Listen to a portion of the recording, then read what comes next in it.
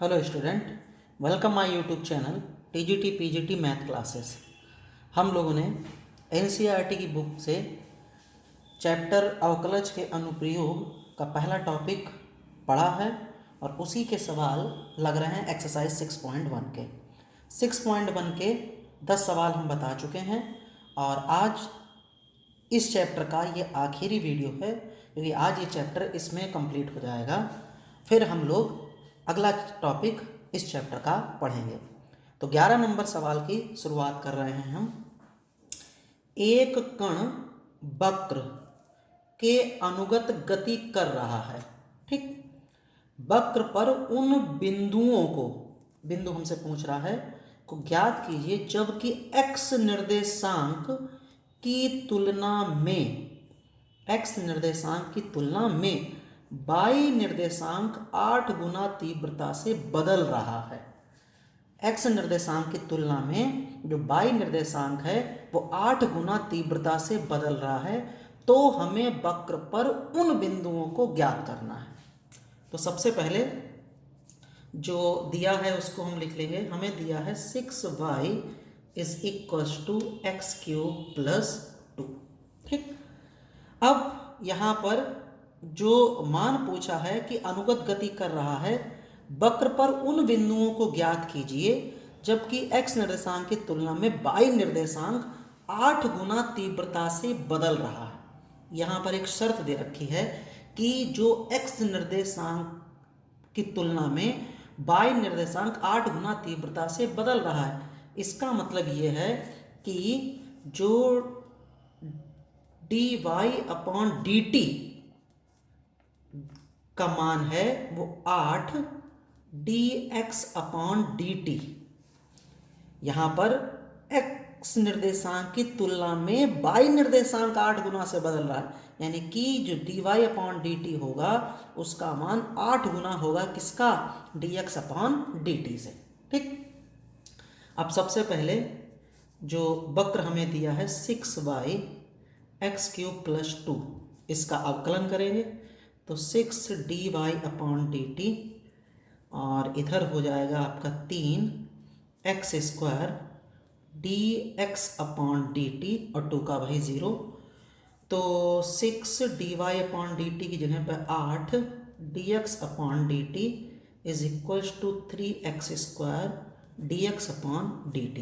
dx/dt से dx/dt cancel, 3 2 ज़ा 6, ये हो जाएगा 16 is equals to x square या एक्स स्क्वायर इक्वल्स टू 16। तो x की वैल्यू आ गई है ±4, यानी कि वक्र पर x के दो मान हैं, एक +4 और एक -4। अब हमें y चाहिए, तो जब x इक्वल्स टू हम पॉजिटिव 4 लें तो 6y इज इक्वल्स टू 4 का क्यूब प्लस 2। तो 6y 4 का क्यूब हो जाएगा 64 प्लस 2, यानी 6y इज इक्वल्स टू 66, यानी कि y इज इक्वल्स टू 11। अब x की वैल्यू -4, तो 6y is equals to same यही, बस यहाँ पर आएगा माइनस का 64 प्लस 2। तो 6y is equals to minus का 62, तो y इज इक्वल्स टू -62/6। ये 2 से कट सकता है, 2 3 ज़ा 6, 2 3 ज़ा 6, 2 1 ज़ा 2, यानी y की वैल्यू -31/3। तो x के जब दो वैल्यू हैं तो y की भी दो वैल्यू हो गई। तो पॉइंट हमारे पास हो गए हैं बिंदु, जब x 4 आपने लिया तो y 11, और जब x हमने -4 लिया तो y की वैल्यू -31/3। यही इसका क्या हो गया, आंसर। तो यहाँ पर बस एक ही बात ध्यान रखनी है कि ये शर्त बनाना कि y निर्देशांक 8 गुना तीव्रता से बदल रहा है, किसकी तुलना में, x की तुलना में। तो dy/dt is equals to 8 dx/dt, यानी कि वक्र पर हमें जो बिंदु प्राप्त हो रहे हैं 4, 11 और -4, -31/3, इन बिंदुओं पर ही जो बाई निर्देशांक है वो 8 गुना तीव्रता से बदलेगा। किसकी तुलना में? x की तुलना में। किस पर? इन बिंदुओं पर। यानी वक्र पर बिंदु और भी होंगे, लेकिन सिर्फ इन्हीं बिंदुओं पर जो x बाई निर्देशांक है वो x निर्देशांक की तुलना में 8 गुना तीव्रता से चेंज होगा। ठीक, यही आपका आंसर है। अब अगले सवाल, यानी 12 नंबर यहाँ पर हमने सवाल लिख रखा है, self on page 214 NCERT. NCERT में पेज नंबर 214 पर जो 12 नंबर सवाल है वो आपको खुद लगाना है, और सेम क्वेश्चन है जो कि पीछे लग चुके हैं, इसलिए मैंने यहाँ पर ना नोट किया है और ना ही उसे हम लगाएंगे, आप लोगों को ही वो लगाना है। अब हम लोग चलते हैं क्वेश्चन नंबर 13 की ओर। ठीक है, 13 भी अच्छा सवाल है। एक गुब्बारा जो सदैव गोलाकार है। ठीक, गुब्बारे के 2 क्वेश्चन पीछे लग चुके हैं, उनमें बात काफ़ी कर चुके हैं। का परिवर्तनशील व्यास, अब यहाँ पर दिया है परिवर्तनशील व्यास 3/2 2x+1 है। परिवर्तनशील व्यास का मतलब क्या है? पीछे भी बात कर चुके हैं कि जब गुब्बारे का साइज चेंज होगा तो गुब्बारे की त्रिज्या भी चेंज होगी, जब गुब्बारे की त्रिज्या चेंज होगी तो गुब्बारे का व्यास भी चेंज होगा। कुल मिला के यहाँ पर व्यास दे रखा है, तो व्यास हम लोग लिख लेंगे 3/2 और ये हो जाएगा आपका 2x+1। ठीक, अब x के सापेक्ष पॉइंट यहाँ पर एक विशेष मान पर पहुँच रहा है। आयतन के परिवर्तन की दर किसके सापेक्ष? x मान के सापेक्ष। तो आयतन में जो परिवर्तन पूछ रहा है वो किसके सापेक्ष? आयतन में x में, और यहाँ पर दिया क्या है? गोला, और गोले का आयतन पता है सबको 4/3 पाई r³। r चाहिए जो कि वहाँ पर त्रिज्या होती, जबकि यहाँ पर व्यास है। तो आप लोगों को पता है कि जो व्यास होता है वो त्रिज्या का 2 गुना, 3/2 और दिस 2x+1। तो हम r को फ्री करेंगे, 3/4 2x+1। अब आयतन की बात करें तो 4/3 पाई r³। हमें आयतन में परिवर्तन जो चाहिए वो x के सापेक्ष, तो r की यहाँ पर वैल्यू रखेंगे 4/3 पाई, और ये 3/4 इंटू 2x+1 की पावर 3। तो v इज इक्वल्स टू 4/3 पाई, और ये 27/64, और ये 2x+1 का क्यूब। सॉल्व करो, और यहाँ पर 4 एकम 4, 4 छंग 24। तो v इज इक्वल्स टू 9/16 पाई, और ये 2x+1 का क्यूब। अब v रिलेट हो गया है किससे? x से। अब हमें v को चाहिए है x के सापेक्ष में परिवर्तन, तो नाउ dv/dx 9/16 पाई, पावर पहले आएगी 2x+1 का होल स्क्वायर, 2x का 1 और 1 का 0। तो यहाँ पर हो जाएगा 27/16 पाई 2x+1 का होल स्क्वायर इंटू 2,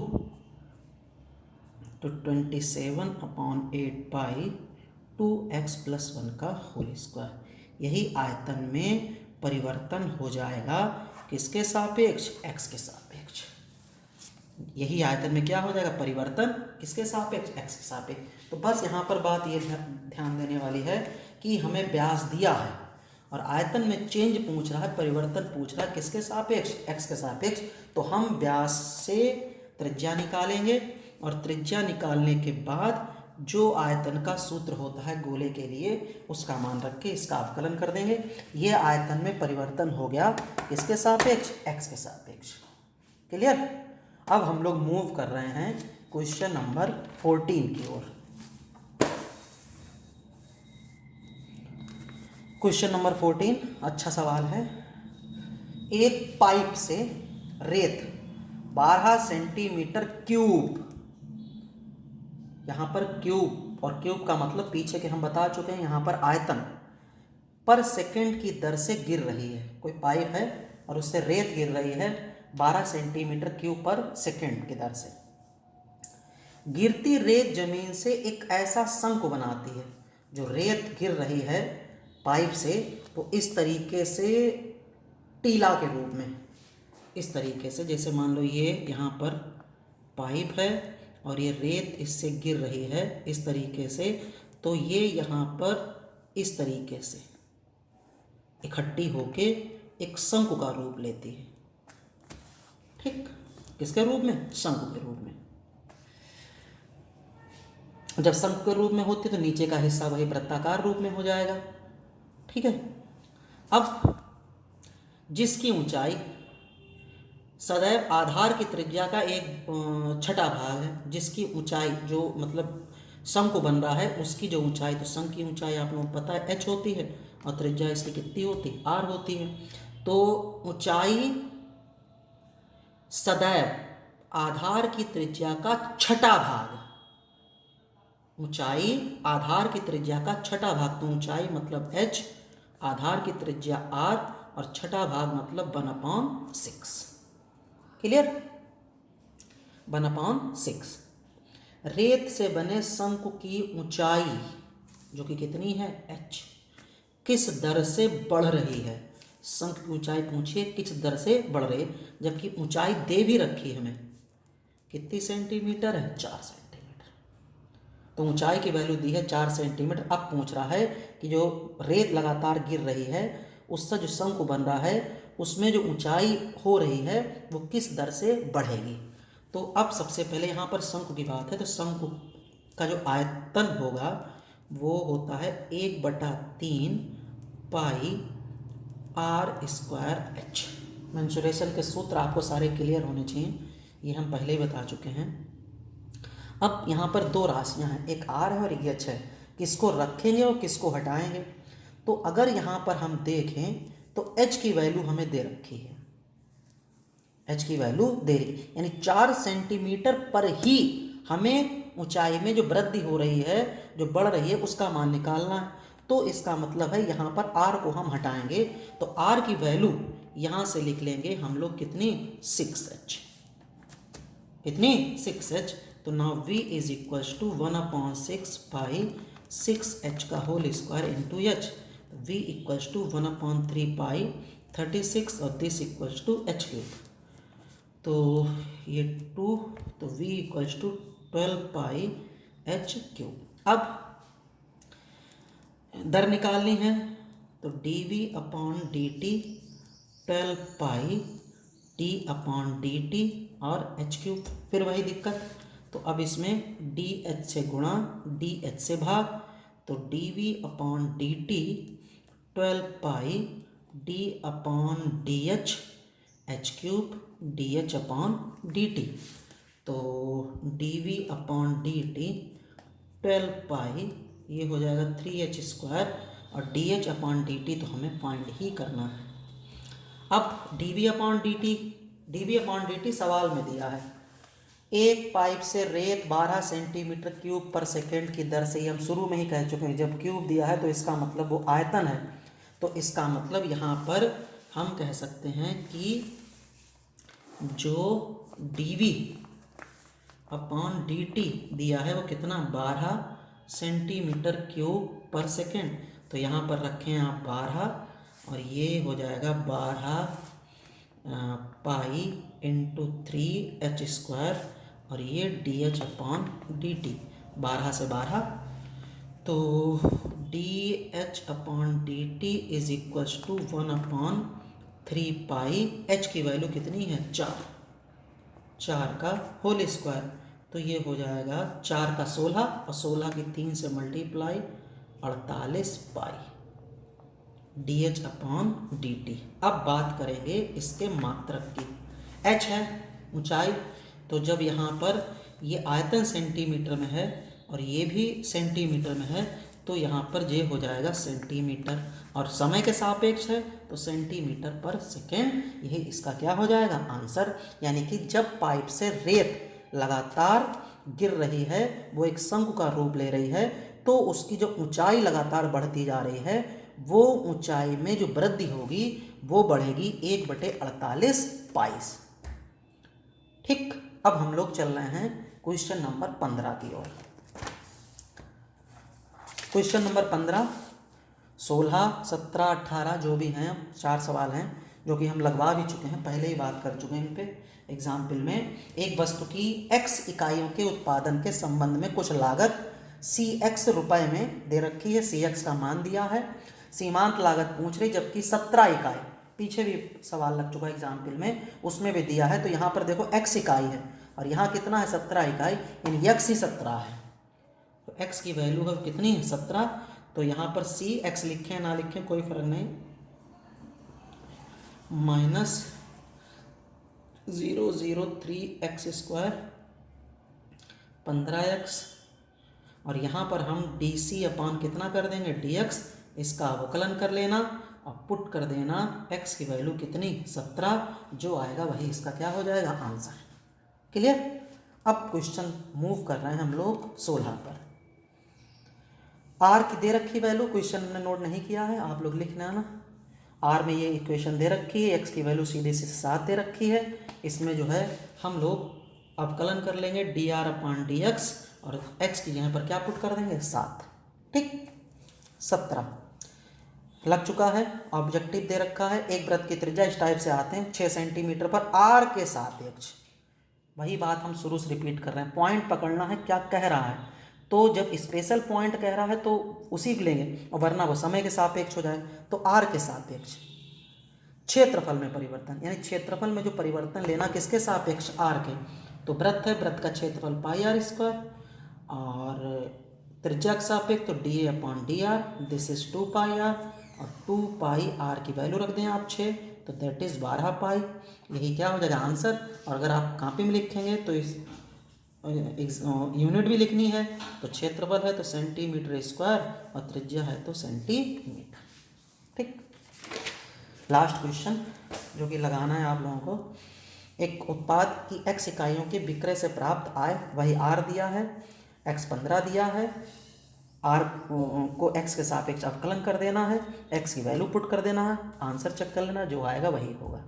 क्लियर है। आपकी ये प्रश्नावली कंप्लीट हुई। अब हम लोग पढ़ेंगे वर्धमान और ह्रासमान, जो कि बहुत अच्छा और एक इम्पॉर्टेंट टॉपिक है और विभिन्न परीक्षाओं में भी पूछा जाता है, साथ में बोर्ड एग्जाम में भी आता है। तो उसी टॉपिक को हम लोग अपने अगले वीडियो में स्टार्ट करेंगे। और वही बात जो पीछे लगातार वीडियो में कह रहे हैं कि आप लोग ज़्यादा से ज़्यादा वीडियो को लोगों तक शेयर कर दें, जिनसे जो लोगों को इन चैप्टरों में, इन प्रश्नावली में या इन टॉपिक में डर बना हुआ है, वो डर ख़त्म हो जाए। और ये बहुत ही आसान है, लेकिन थ्योरी के चक्कर में लोग इन सवालों को समझ नहीं पा रहे हैं, उन्हें लगा नहीं पा रहे हैं, उन्हें बार बार दिक्कत होती है कि किस तरीके से क्या मात्रक होगा, कहाँ पर अवकलन होगा, कहाँ पर अवकलन किसके सापेक्ष होगा, समय के सापेक्ष, r के सापेक्ष, कहीं भी। तो वो आपकी उन लोगों की भी दिक्कत दूर हो जाएगी। और ज़्यादा से ज़्यादा लोगों तक इस वीडियो को आप पहुंचाएं, जिससे उन लोगों की समस्या दूर हो। ठीक है, मिलते हैं अपने अगले वीडियो में। Thank you. और जो भी दिक्कत हो आप कमेंट सेक्शन में पूछ सकते हैं, जो आपको क्वेश्चन पूछना हो, जो आपको टॉपिक हो, वो आप हमें कमेंट सेक्शन में बता सकते हैं। वो आपकी समस्या और वो टॉपिक ज़रूर पढ़ाया जाएगा। ठीक, थैंक यू।